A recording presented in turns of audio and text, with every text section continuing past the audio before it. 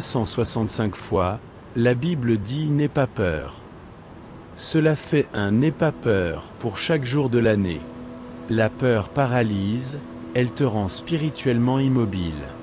La peur produit de la douleur même sans blessure, elle lie sans corde. La peur entrave ce que l'enfer ne peut arrêter. La peur lie ton ami et libère ton ennemi. Ce que la foi fait pour Dieu, la peur le fait pour le diable. Avant de continuer, veuillez vous abonner à cette chaîne et activer la cloche de notification pour plus de vidéos inspirantes.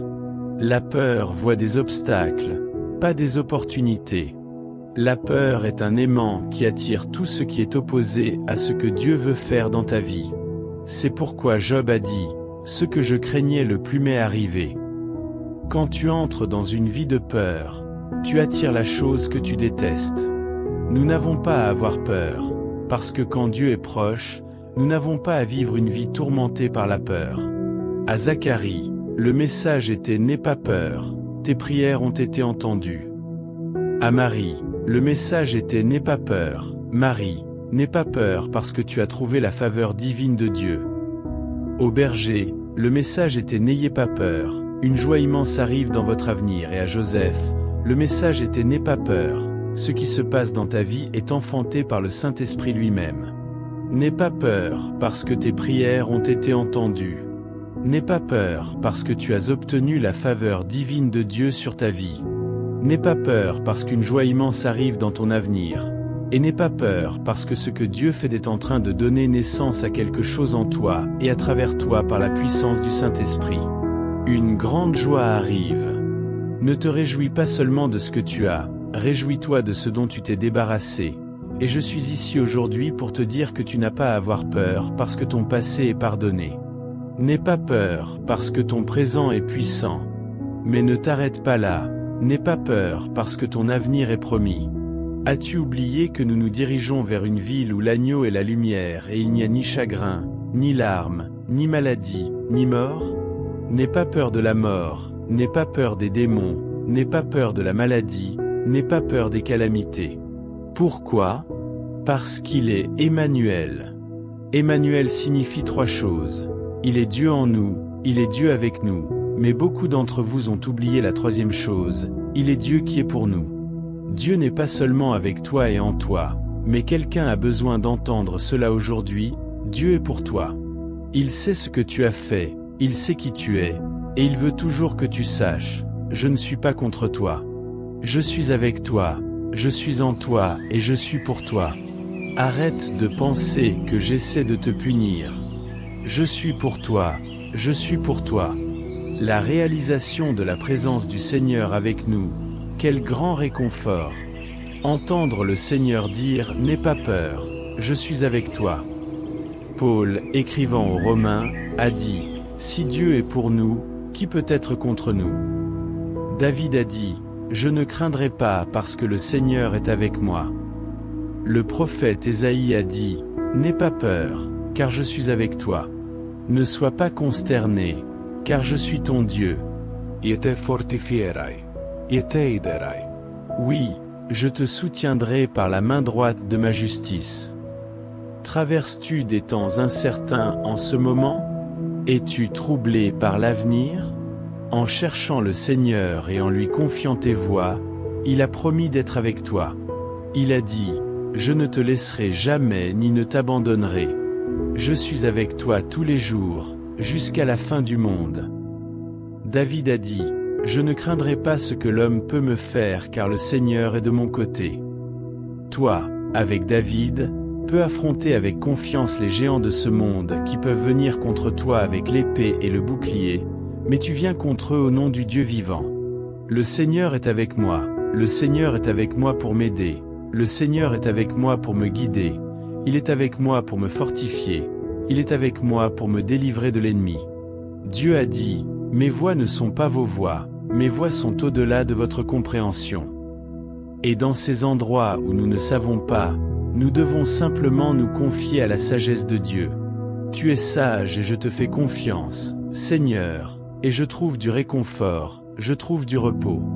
La peur et l'appréhension disparaissent lorsque je remets cela entre tes mains et dis, « Eh bien, Seigneur, je suis à toi, je sais que tu contrôles ces situations. Et bien que je ne sache pas pourquoi, néanmoins, Seigneur, je te fais confiance. Et je suis convaincu que tu as un plan et un but bien au-delà de tout ce que je peux voir. Dieu est pour toi, et si Dieu est pour toi, peu importe qui est contre toi. Si tu es sous la faveur divine de Dieu, comment l'homme peut-il t'arrêter? Dieu peut faire plus que ce que je peux dire. Dieu peut faire plus que ce que je peux croire. Dieu peut faire plus que ce que je peux imaginer. Mais il doit y avoir dans ma vie quelque chose où l'esprit de peur est brisé. N'aie pas peur de retourner à ce dont Dieu t'a sorti. N'aie pas peur d'avoir un cancer ou que le cancer revienne. N'aie pas peur que de mauvaises choses t'arrivent. Ce n'est pas la voie du Saint-Esprit.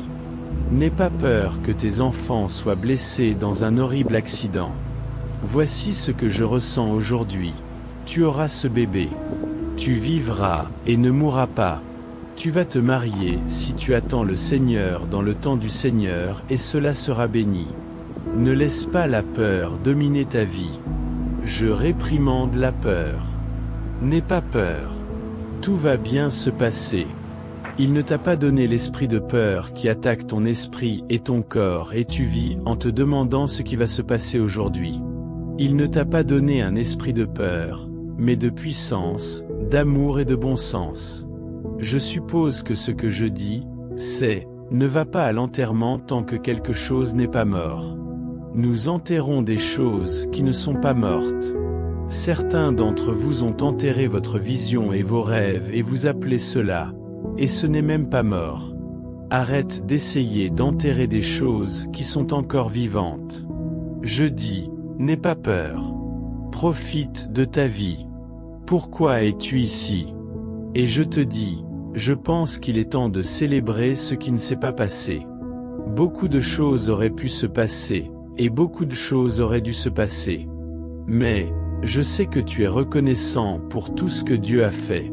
Mais je pense que quand nous serons au ciel, nous allons crier plus sur ce qui ne s'est pas passé que sur ce qui s'est passé quand nous verrons la vue d'ensemble de comment Dieu a retenu l'ennemi et protégé, et ne nous a pas laissé obtenir des choses que nous pensions devoir avoir. Mais Dieu a dit, je ne le laisserai pas se produire parce que ce n'est pas mon meilleur pour toi. Tu dis, merci pour ce qui ne s'est pas passé. Dieu veut que nous devenions tellement reconnaissants pour ce qu'il a fait et ce qu'il n'a pas laissé se produire. Parce que le véritable antidote à la panique est la louange. L'antidote à l'inquiétude est l'adoration. Et c'est pourquoi chaque personne qui avait une peur et l'ange est venu et a dit, « N'aie pas peur, car tes prières ont été exaucées. N'aie pas peur parce qu'une grande joie arrive dans ta vie. N'aie pas peur parce que tu es sous la faveur divine de Dieu. N'aie pas peur parce que le Saint-Esprit est en mouvement dans ta vie pour faire naître la chose que Dieu veut faire naître à travers toi. N'aie pas peur parce que l'Emmanuel est en toi, avec toi et pour toi. » La façon de vaincre la peur est de commencer à magnifier Dieu. Magnifier signifie que tu le rends plus grand que ta peur. Je ne veux pas que tu aies peur de demain. Je veux que tu lèves la tête et que tu marches avec confiance, sachant que tes prières ont été entendues, sachant que tu n'as pas à craindre parce que la faveur divine de Dieu est sur toi. Surtout, n'oubliez pas de vous abonner à cette chaîne et activer la cloche de notification pour plus de vidéos inspirantes.